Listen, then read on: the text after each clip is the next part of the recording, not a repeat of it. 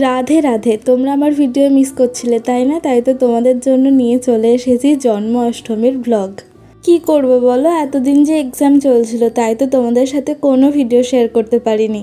তবে এবার থেকে আবার রেগুলার ভিডিও দেওয়ার চেষ্টা করব। যদিও আমি একটু বিজি থাকি তাও আমার ভিডিও শেয়ার করতে খুব ভালো লাগে, তাই আমি শেয়ার করি।